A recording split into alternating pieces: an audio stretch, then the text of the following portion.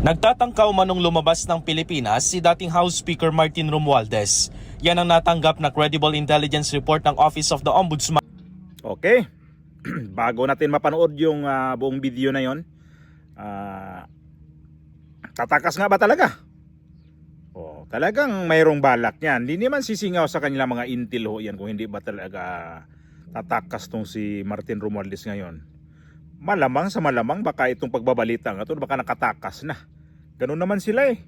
Sabihin naka-alerto ho yan si Romualdez sa immigration, pero paano kung sabi nga kanina, 'di ba? Paano kung ibang daanan nun? Ibang mag-backdoor ito. So bago ho yan, shout out muna sa ating mga subscriber ha. Sa ating mga soke na lagi ho nandito. Hindi ko pala alam nung nakarang araw may rally.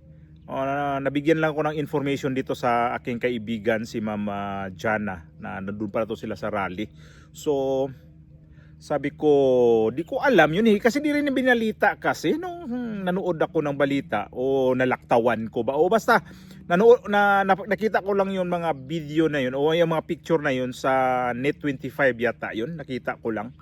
So sabi ko, may rally pala, hindi ko nasundan yung rally na yun. Kaya hindi ko alam kung sino yung namuno doon sa rally. Sabi ko, tapos yung kaibigan kong si Ma'am Jana nagsabi na nasa rally pala sila. O amping kayo ma'am ha sa inyong pag-rally. O shout out po sa aking mga kababayan sa Bohol, sa ang lugar diha sa San Carlos Pilar Bohol. Amping mong tanan diha sa Pilipinas, sa mga kapwa natin OFW dito sa bansang Spain, sa mga kapit na nasod, kapit na bansa ba natin dito sa Spain, dito sa Europe, o dito sa France, dito sa Germany, o dito sa UK, o saan man, dito sa Portugal, basta dito lahat sa sa bansang European Union. Ingat-ingat po tayong lahat sa ating mga subscriber ho dyan na nakatambay ho lagi dito, sa mga datihan, sa mga bagong dating ho dito, sa mga dumating na pero nakaalis na rin sila sa ating YouTube channel. Marami pong salamat sa inyong pagtambay saglit dito sa ating YouTube channel. At least man lang nakabisita kayo dito at yun. Kasi nakikita ko naman na mayroong umaalis sa ating YouTube channel. Sabi ko, at least man lang binisita nila ako. At yun nandito pa, maraming salamat sa inyo ha, sa inyong suporta. Okay, tuloy tayo dito sa kay Martin Romualdez. Mukhang tuluyan na talaga sila maglaglagan ni Bongbong Marcos nito, no? Kasi ito na nga eh. Pinupursige na itong ombudsman na magkaroon na ng preliminary, tama ba? Basta mayroon ng investigation, ganoon na lang. Napilipit ang dila ko eh. Hirap talaga pag tayo. Hindi tayo sanay sa mga Inglesan eh. Sanay tayo sa mga Tagalog at sa Bisaya. O mayroon ng investigation dito ngayon daw. Ngayon daw araw na to nagkaroon na ng investigation dito sa kaso nitong money laundering. Ito sa kaso ni Martin Romualdez. Kaya lang namimiligro na baka ito si Martin Romualdez nakatakas na. Kasi nga binabandayan nila eh. Panoorin natin, buuhin natin yung balita na yan, be. Habang nakatambay tayo saglit, panoorin ninyo.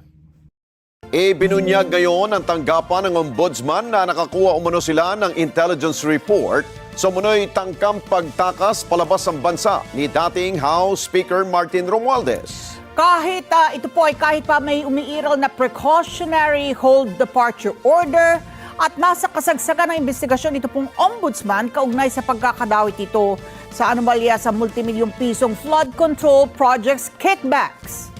At dahil dyan, nananawagan ngayon ang ombudsman sa mga law enforcement agency na may control sa border security ng bansa na bantayan ang galaw ng dating House Speaker. TJ Mendoza sa balita.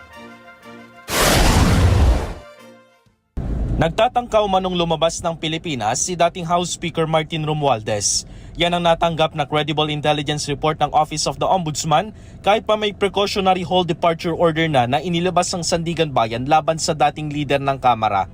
The office calls on all relevant agencies to make sure that this does not happen. Let me make this clear. Nananawagan ng ombudsman sa law enforcement na may kinalaman sa border security para mabantayan ang galaw ng dating speaker. So kaya namin siguro nire-remind yung ating law enforcement agencies, pati na rin ang ating border control, to please watch out. Dahil malamang sa hindi niyan, lalabas ho siya sa informal channels at hindi sa formal borders natin. Hindi pa raw tapos ang ombudsman na mangolekta ng ebidensya at sa napipintong pagsasampa ng kaso laban kay Romualdez. Lalo pat ang plunder at money laundering complaint na inihahanda ng ombudsman ay iaakyat na sa preliminary investigation ngayong araw. Ibig sabihin, hihingan na ng counter affidavit o kontra salaysay ang dating speaker para mailatag nito ang depensa sa mga reklamong iniuugnay sa kanya na isa siya sa nasa likod ng maanumalyang flood control scandal. Kasama nito sa reklamo si dating Appropriations Chairman Elizalde Zaldico. Isa sa ginamit na ebidensya ng ombudsman ay ang mga salaysay ng 8 sa 18 Maleta Boys. It is not, at this stage, a formal charge before a court. It is the office's determination that the evidence gathered is substantial enough to warrant a full and formal inquiry into whether or not the case should be filed in court. Wala pang sagot ang kampo ng dating speaker kaugnay sa pahayag ng ombudsman. Pero paano kung sakaling umalis na ng bansa si Romualdez? Ano ang mangyayari sa mga reklamong nakahain sa kanya sa anti-graft body? Parang niwe-waive na po niya. Actually, niwe-waive na po talaga niya yung kanyang karapatan para sumagot at maghain ng counter affidavit na ang nilalaman ho niyan ang kanyang depensa. No? So, we will have to resolve the case on the basis na lang po dun sa allegations sa complaint. So, wala na po siyang chance to defend himself in this forum. Dumistansya naman ang palasyo sa investigasyon ng maanumalyang flood control scandal. Kung saan po pupunta ang ebidensya. Sundan na lang po natin. So, kung ano po ang mangyayari sa anumang pag-iimbestiga dito, hindi po makikialam ang Pangulo at tatanggapin po ito. Sinusubukan pa namin kuhanan ng Bureau of Immigration kaugnay pa rin sa Intel report na natanggap ng anti-graft body. Siguro napanood naman ninyo yun sa ibang mga network, no, na nagkaroon nga ng... Kasi nakita ko rin kanina sa isang news channel yon na nagkaroon ho ng ano daw, sumisingaw ho yung tatakas daw si Martin Romualdez. Naku, lagot tayo nito. Paano kung tatakas yan tapos pupunta? Kasi mayroon niyang nabili dito sa Spain si Martin Romualdez na ari-arian, ha? Bahay o basta residential area ang nabili niya rito sa Spain. Ganon sila katindi. Kasi mabilis sa kanila dito. Halimbawa, mayroon silang property dito sa Spain. Mabilis silang makapunta dito kasi mayroon silang property dito eh. Parang pagka alam ko, parang dito sa region ng Andalusia sa may probinsya ng Malaga. Ang Malaga, isa yan sa pinaka-popular dito na mga prominenteng tao, mga mayayaman talaga. Mayroong nakabilihong bahay dyan kasi may mga exclusive na mga subdivision ho dyan. Di ko alam kung si Martin Romualdez kung nakabili ho dyan, pero nakita ko sa picture parang hindi siya exclusive subdivision eh. Para nabili niya yung lupa na mayroon ng mansyon. Di ko na makita yun eh. Sabi ko, patay, kapag dito yan pupunta, malabo-labo din yan. Ipaano kung kagaya kay kagaya kay Zaldico, manghingi rin ng asylum. Oh. Kapag ito nakatakas, ay nako, pinatakas to ni Bongbong Marcos. Sino magpapatakas ito? Sila mismo to naglaglagan eh, pero manaig pa rin ang kanilang dugo nito ng pagkakawatan. O sige, takas ka na insan. Habang itong si Boying Remulla, inutusan ko rin to na iprosige na yung kaso mo kasi nga 'di ba si Senador Marcoleta, yun ang pinaunan niya ni Bongbong Marcos. Ngayon baka inano talaga nila ay mahalata na tayo dito sobra kapag hindi natin tumatuloy itong kaso ni pinsan ko si Martin Romualdez. Ngayon naglaglagan na di ko alam yung statement ni Martin Romualdez nung nasa nag-live siya doon sa Facebook niya. So ngayon delikado to na may balak ba lang tatakas o tumakas na. Hindi natin alam to. Kung mag-umpisa na ang ombudsman na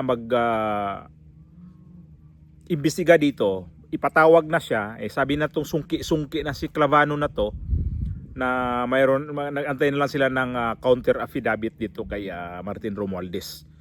So, paano kung nag-antay lang sila dito ng counter affidavit pero yun pala, tumakas na. Sus, madali naman sila makatakas talaga sa Pilipinas eh. Alam niyo kung saan sila dadaan? Dito sila mag-backdoor. Naku, ang dami nang hindi nahuli dyan eh. Na dito dumaan sa may Mindanao. Oh. Madali na sa kanila yan. Kung maka-exit na sila ng Pilipinas, wala na. Yung iba lang naman nahuhuli dyan dahil kulang-kulang siguro yung mga pera nila. Kagaya kay Alice Go ba yun? Alice Go? Nahuli ho yun. Kaya lang nag-backdoor ho yun. Hanggang ngayon di pa natin alam kung sino talagang nagpapatakas nun. Tapos ito si Martin Romualdez, madali sa kanya to. Dahil alam ko may mga sarili din to mga sasakyan na pang itaas pang himpapawid dito, eroplano, may mga helicopter. Paano kung gamitin niya yan? Ito yung problema ngayon. Di ko alam kung ito yung kaso ni Martin Romualdez. Di ko alam nito kung gagamitin din to ni Bongbong Marcos. Malay natin na labasan bigla ng warrant of arrest itong si Martin Romualdez at ito yung gagamitin niya sa kanyang suna. Kasi ang alam ko, ito si Bongbong Marcos naghanap to ng magiging suna niya na ang tingin ko sa kanya ay kapanipaniwala. Ito yung nangyari ngayon, yung nagbibigay siya ng mga ayuda sa mga mahihirap daw na uplift ba yun? Kontra talaga ko dyan sa mga ayuda niyan. Alam niyo kung bakit? Hindi ko naman inaano na di pwede tayo magbigay ng ayuda. Sa dapat talaga bigyan ng ayuda. Pero sa iba dyan, nagbigay tayo ng ayuda, tax natin na ang ginagamit yan dyan. Tapos yung ibang mga tao dyan, walang trabaho, hindi man lang nagpursige itong gobyerno na to na maghanap ng negosyo ang gobyerno o kaya mga businessman para magkaroon ho ng trabaho itong mga inayudahan nila. Sa halip na itayo ng mga i-budgetan nila sa mga eskwelahan, sa mga hospital na ang daming kulang na mga kailangan sa hospital, daming kailangan na mga classroom na mga eskwelahan, transportation natin, tagilid tayo sa mga ganyan. Sus, Ginoo ko. Tapos dito pa sa ayuda. Kaya naisip ko sabi ko, ito siguro, lumabas itong sinasabi ng ombudsman na magkaroon na sila ng investigasyon dito kay Martin Romualdez. Sabi ko, di kayo gagamitin ni Bongbong Marcos sa kanyang suna. Na ito na ipagyabang niya para palakpakan siya sa mga tao, sa mga tanga na mga tao na nandiyan dyan sa House of Representatives. Kung makatakas si Martin Romualdez, isa to sa bababa lalo ang rating ni Bongbong Marcos.